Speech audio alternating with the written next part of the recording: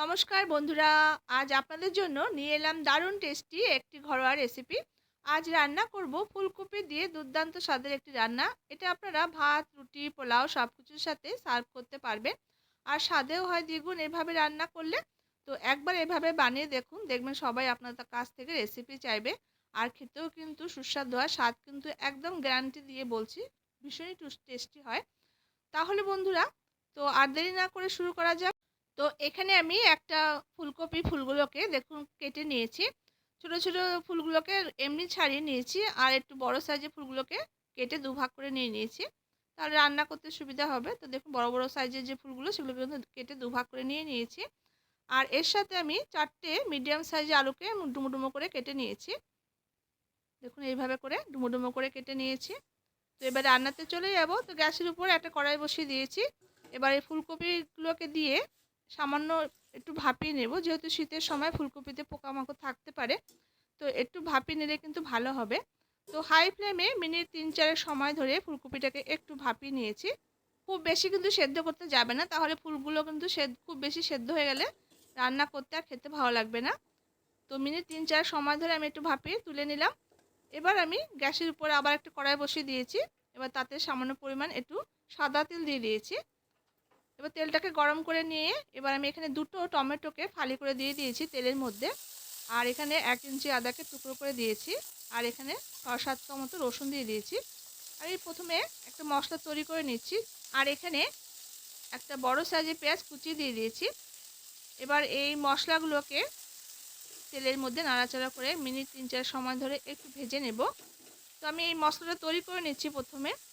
আর নাড়তে নাড়তে আমি এখানে 4-5টা মতো কাঁচা লঙ্কা দিয়ে দিয়েছি।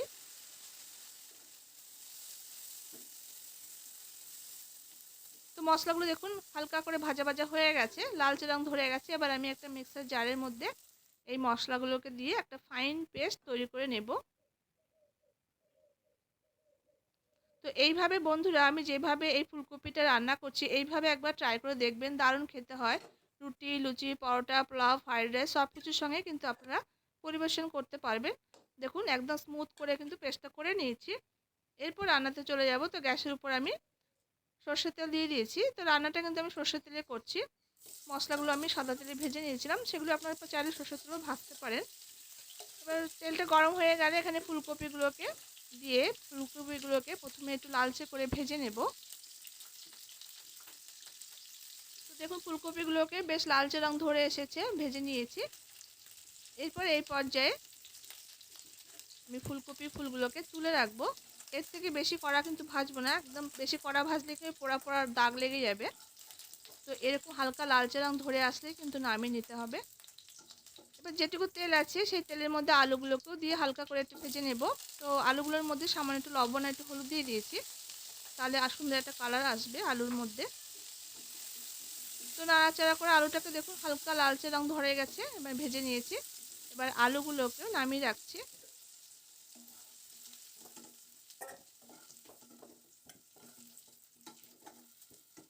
এবার সামান্য পরিমাণ আবার একটু সরষের তেল আমি এখানে অ্যাড করে দিলাম।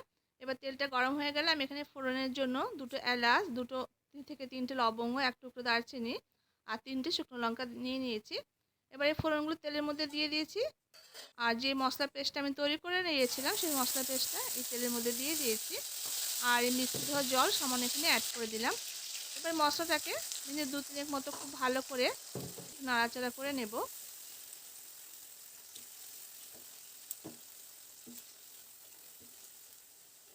মশলাটা মিনিট 2 মতো একটু নাড়াচাড়া করে নিয়েছি। এরপর এখানে টেস্ট হিসাবে লবণটা দিয়ে দিলাম। 1 টিস্পুন এখানে জিরে গুঁড়ো দিয়ে দিয়েছি। 1 টিস্পুন এখানে ধনে গুঁড়ো দিয়ে দিলাম। আর এখানে কাশ্মীরি লাল লঙ্কা গুঁড়ো দিয়েছি। আর সামান্য একটু কাসুরি মেথি দিয়েছি। কাসুরি মেথি কিন্তু অবশ্যই অ্যাড করতে হবে, তাহলে এই রেসিপিটা কিন্তু এই কাসুরি মেথি ফ্লেভারের জন্য বেশি খেতে ভালো লাগবে, স্বাদ হবে কিন্তু একদম দ্বিগুণ। মশলাটাকে খুব ভালো করে কষিয়ে নিয়েছি, মশলা থেকে তেল ছাড়তে শুরু করেছে। এবার এই পর্যায়ে ভেজে রাখা ফুলকপিটা দিয়ে দিয়েছি। আর এখানে ভেজে রাখা আলুগুলোকেও দিয়ে দিলাম। এবার ফুলকপি আর আলুটাকে আরও কয়েক মিনিট সময় ধরে মশলার সঙ্গে বেশ শুকনো শুকনো মতো করে একদম ভালো করে কষিয়ে নিতে হবে। এই মশলার সঙ্গে যত ভালো করে ফুলকপি আর আলুটাকে কষানো হবে তত কিন্তু এই স্বাদটা কিন্তু দ্বিগুণ হবে খেতে।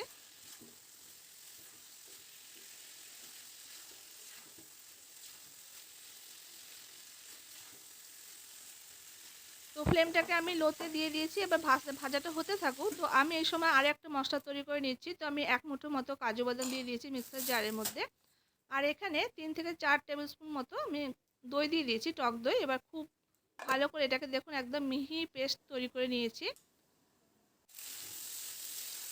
এরপর আমি ফুলকপিটা আবার আমি নাড়াচাড়া করে দেখে নিচ্ছি। দেখুন খুব ভালো করে কিন্তু ফুলকপি আলুটা একদম মশলার সঙ্গে একদম ভাজা ভাজা হয়ে বেশ সুন্দর করে কিন্তু কষাটা হয়ে গেছে। এরপর কাজু বাদাম আর দইয়ের যে পেস্টটা আমি তৈরি করেছি সেই পেস্টটা আমি এর মধ্যে দিয়ে দিয়েছি। এবার মিডিয়াম ফ্লেমে খুব হালকা হাতে এই মশলাটাকে ফুলকপির আলুর সঙ্গে নাড়াচাড়া করে একটু কষিয়ে নিতে হবে।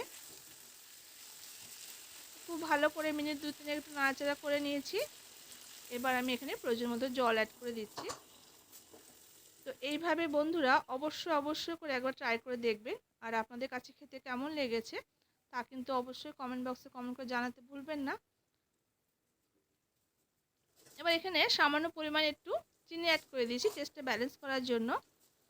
এবার 2 মিনিট মতো হাই ফ্লেমে ফুটিয়ে নিয়েছি। এবার একটা ঢাকা দিয়ে মিনিট 7-8 সময় ধরে লো ফ্লেম করে এটাকে রান্না করে নিয়েছি। এবার মিনিট মিনিট 8 পর এবার আমি দেখে নেব নাড়াচাড়া করে। দেখুন আলুটা কিন্তু খুব সুন্দর করে সুসিদ্ধ হয়ে গেছে। আর গ্রেভিটা কিন্তু অনেকটাই কিন্তু থিক হয়ে গেছে। তো এর থেকে বেশি কিন্তু আর থিক করব না, তাহলে কিন্তু একদম ড্রাই হয়ে যাবে। তো নামানোর আগে এখানে একটু গরম মশলার গুঁড়ো আর একটু ধনেপাতা কুচি ছড়িয়ে দিলাম। এবার আপনারা যদি এর সঙ্গে একটু ঘি অ্যাড করতে চান তাহলে অবশ্যই অ্যাড করতে পারেন। গরম মশলা ধনেপাতাটা দিয়ে মিনিট 2 মতো ফুটিয়ে নিলাম। রান্নাটা আমার একদম কমপ্লিট। 5 মিনিট স্ট্যান্ডিং টাইমে রেখে দিয়ে আমি আপনাদের দেখিয়ে দিচ্ছি। দেখুন কতটা সুন্দর তৈরি। তাহলে বন্ধুরা ফুলকপির দারুণ স্বাদের রেসিপি একদম তৈরি সার্ভ করার জন্য। এবার আপনারা রুটি, লুচি, পরোটার সঙ্গে সার্ভ করুন। খেতে কিন্তু দুর্দান্ত হয়। তো রেসিপি কেমন লাগলো তা কিন্তু কমেন্ট করে অবশ্যই জানাবেন। ভালো লাগলে লাইক করবেন, শেয়ার করবেন বন্ধু-বান্ধবের সাথে। আজকের রান্না এখানে শেষ। ধন্যবাদ এতক্ষণ পাশে থাকার জন্য। আবারও দেখা হচ্ছে নেক্সট রেসিপিতে। ততক্ষণের জন্য সবাই খুব ভালো থাকবেন, সুস্থ থাকবেন।